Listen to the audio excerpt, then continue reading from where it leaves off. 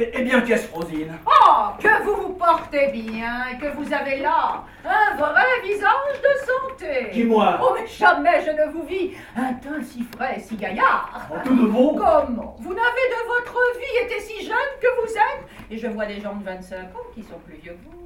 Oh, cependant, Frosine, j'en ai 60 bien compté. Eh bien, qu'est-ce que cela, 60 ans? Voilà bien de quoi? C'est la fleur de l'âge, cela, et vous entrez maintenant dans la belle saison de l'homme. Et il est vrai, mes 20 années de moins ne me feraient point de mal que je crois. Vous moquez-vous? Vous n'avez pas besoin de cela. Et vous êtes d'une pâte à vivre jusqu'à 100 ans. Tu crois? Assurément, vous en avez toutes les marques. Tenez-vous un peu. Oh, que voilà bien là, entre vos deux yeux, un signe de longue vie. Oh, tu te connais cela? Sans doute, montrez-moi votre main.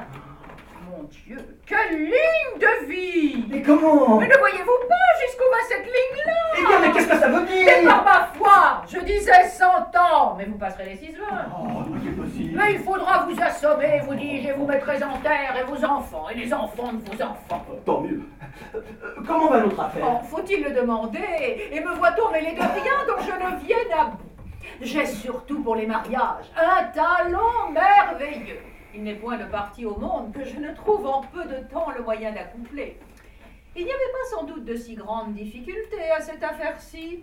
Et comme j'ai commerce chez elle, je les ai à fond l'une et l'autre entretenues de vous. Et j'ai dit à la mère, le dessein que vous aviez conçu pour Marianne, à la voir passer dans la rue et prendre l'air à sa fenêtre. Qui a fait réponse? Elle a reçu la proposition avec joie. Et quand je lui ai témoigné que vous souhaitiez fort que sa fille assistât ce soir au contrat de mariage qui se doit faire de la vôtre, elle y a consenti sans peine et me l'a confié pour cela.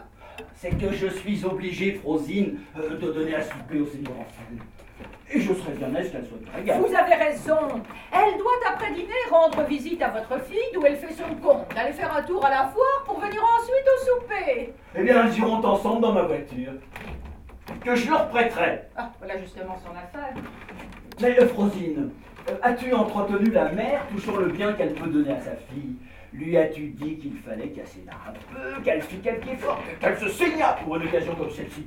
Car encore n'épouse ton point une fille sans qu'elle apporte quelque chose. Comment?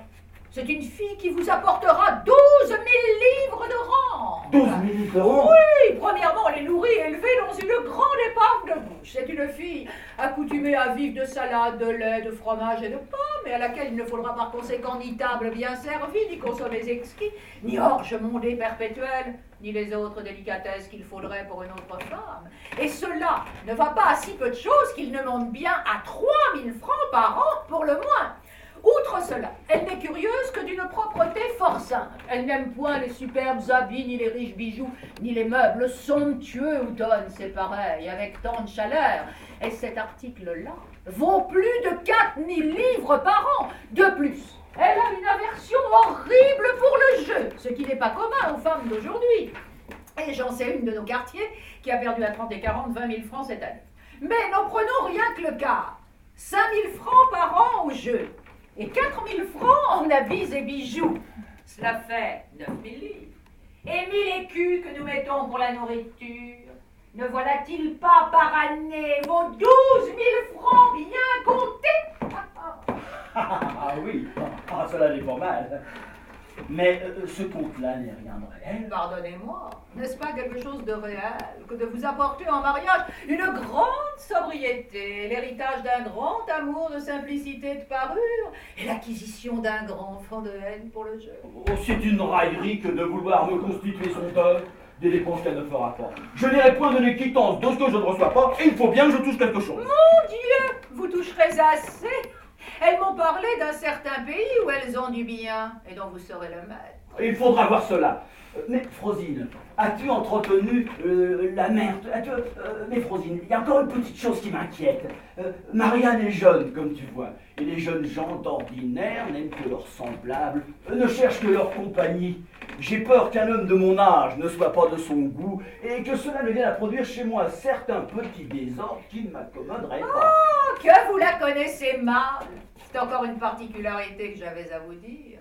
Elle a une aversion épouvantable pour tous les jeunes gens et n'a d'amour que pour les vieillards. Elle? Oui, elle! Vous l'eussiez entendu parler là-dessus. Elle ne peut souffrir du tout la vue d'un jeune homme et n'est point en ravie, dit-elle, que lorsqu'elle peut voir un beau vieillard avec une barbe majestueuse. Les plus vieux sont pour elle les plus charmants. Et je vous avertis de n'allez pas vous faire plus jeune que vous êtes. Elle veut tout au moins qu'on soit sexagénaire. Il n'y a pas 4 mois encore, qu'étant prête d'être mariée, elle rompit tout net le mariage lorsque son amant fit voir qu'il n'avait que 56 ans et ne prit point de lunettes pour signer le contrat. Sur cela seulement? Oui, elle dit que ce n'est pas contentement pour elle que 56 ans. Et surtout, elle est pour l'aîné qui porte des lunettes. Certes, tu me dis là une chose toute nouvelle. Cela va plus loin qu'on ne peut vous dire. On lui voit dans sa chambre quelques tableaux, quelques estampes. Que pensez-vous que ce soit? Des Adonis, des Céphales, des Paris, des Apollons? Non, de beaux portraits de Saturne, du roi Priam, du vieux Nestor et du bon père Anquise sur les épaules de son. Oh, cela est admirable. Voilà ce que je n'aurais jamais pensé, et je suis bien aise d'apprendre qu'elle est de cette couleur.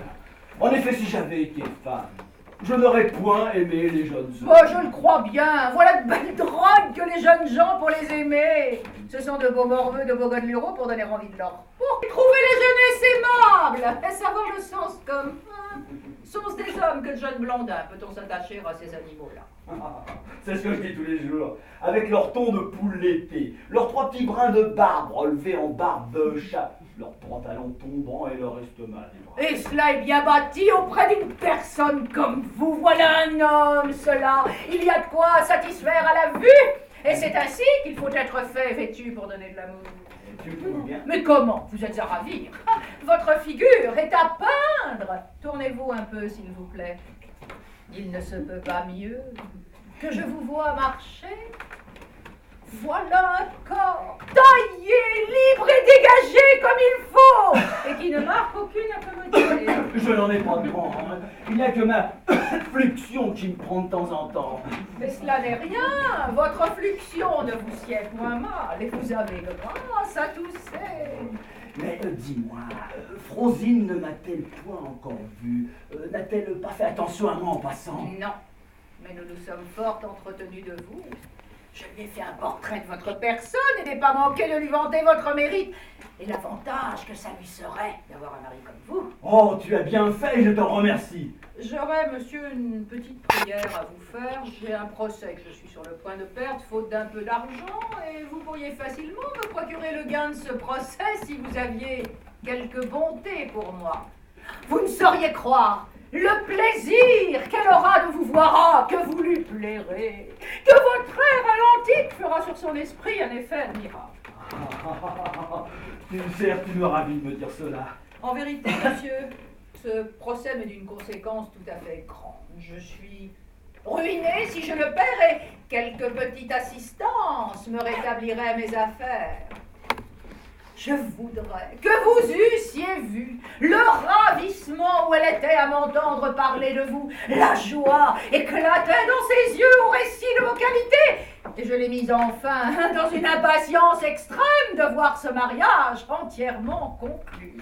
Tu m'as fait grand plaisir, Frosine, et je t'en ai, je te l'avoue, toutes les obligations du monde.